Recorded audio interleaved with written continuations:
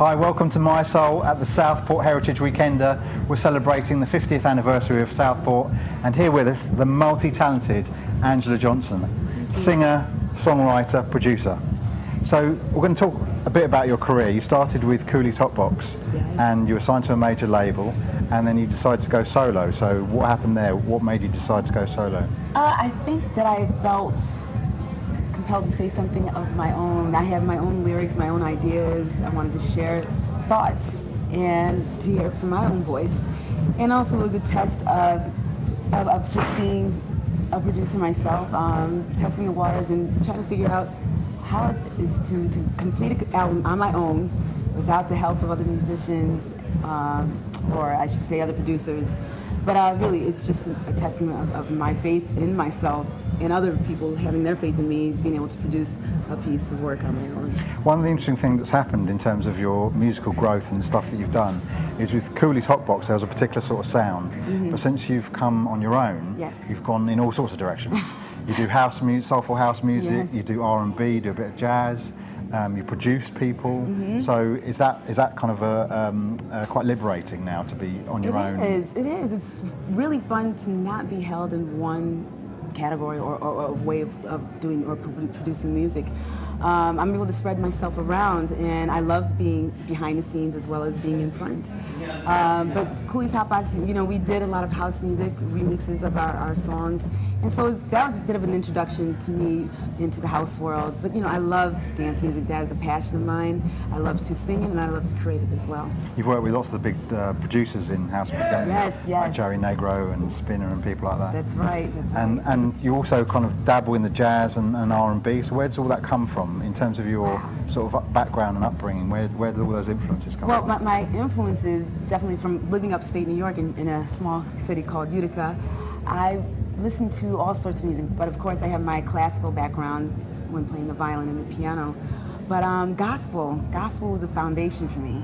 And gospel has elements of jazz, it has elements of soul, R&B, all of that meshed into one sound. And I guess it was kind of a natural progression for me to venture out and try other genres of music.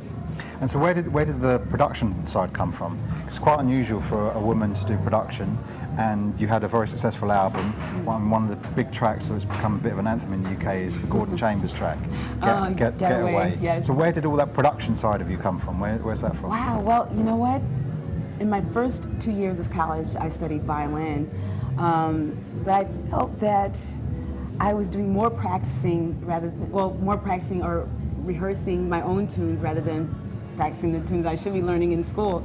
So I felt that the last 2 years I would spend as a production major, and that's when I really got my grounded work, learning how to produce music and to learn how to work on the computers, producing music.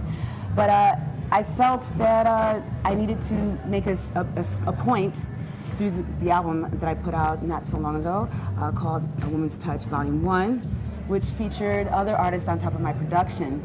And that gave me a chance to collaborate with some artists that I have so much respect for, as well as admiring their body of work, but also to showcase myself as a producer. And like you said, that it's unusual for female producers, or to even hear of female producers, and that shouldn't be.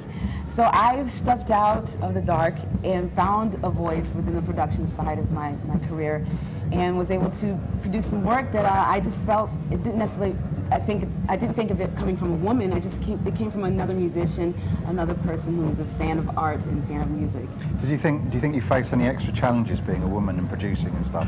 Absolutely. Were there any particular hurdles that you had to? Absolutely. I mean, but I have great management, and I have a great label that I work with, that they allow me to be able to do these things and express myself in my own way. But yes, I do come into situations where I see people maybe feeling some kind of way about a female taking the male dominant side of production and trying to, maybe intimidate me. And it doesn't necessarily work because I feel very confident in what I do. I think that women have a different perspective in the way that they approach music, and why not share that with the rest of the world? I mean, this would be a better place if it was more balanced. And it was a fantastic album, and I take from the Volume 1 there'll be a Volume 2. Yes, the next project, I'm putting it out there that it will be Volume 2, A Woman's Touch. So really excited about that. Well, we look forward to that. Now, we must talk about your current album, Naturally Me. Yes. You've talked a lot about that being kind of something you've wanted to do for a long time. So, Yes. so what is it about this album in particular that Oh my gosh, so many things. But I felt that this is the kind of music that I've grown up on, that I felt so, well, that I've adored so much. And this is the sound of Motown, the sound of the Philly sound, my gosh, Stax. It's so many funk artists and R&B artists that my father and my mother have brought me up on. And of course, the gospel background. This is very close to home. So I've created lyrics that are very heartfelt, as I've done it before, but this right here is something is different.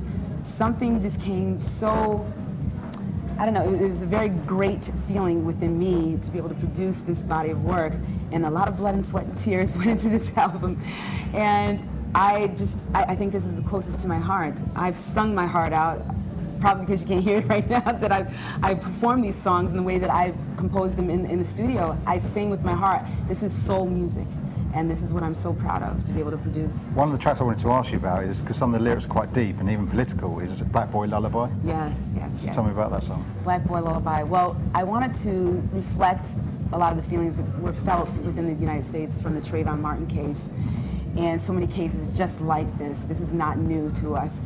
And unfortunately, we live in a day and age where our sons walking out into the streets are in danger. I mean, they're in danger from the hands of people holding guns and aiming towards them, just because of the color of their skin, just because of the way they look. It's unfortunate, but we are going through something right now where it's happening almost every other week, where we're finding it in the news, and it's now becoming more aware within our communities and outside of the community. But this is something that we are working on, and there's such a huge problem with guns within our community as well. I mean, in the United States, you know, we have an issue where we have a lot of guns in the wrong hands, and unfortunately our black sons are suffering at the end of it. One of the other tracks I wanted to ask you about from the album, which you've just performed live here at Southport Heritage Weekender, is the cover of Tina Marie's Deja Vu. Yes. So what made you choose that song to cover in particular? Oh my goodness, with a lot of apprehension I chose to do this song. I've done it quite a few times live, but I was approached by many people when I performed it live if I was going to record this song. And with a lot of thought and a little bit of pushing, I thought that maybe I could bring something different to the song. You know, it's such a beautiful song, and I learned on the way of recording it that it was written by and produced by Rick James, which is another favorite artist of mine. And so I just felt that to pay homage to these two people in such a wonderful way, I could reproduce this song and maybe change it just a little bit so that it's a little bit more current. And what I've done is I've created a string arrangement and simplified it, took out the drums, added bass and some snaps.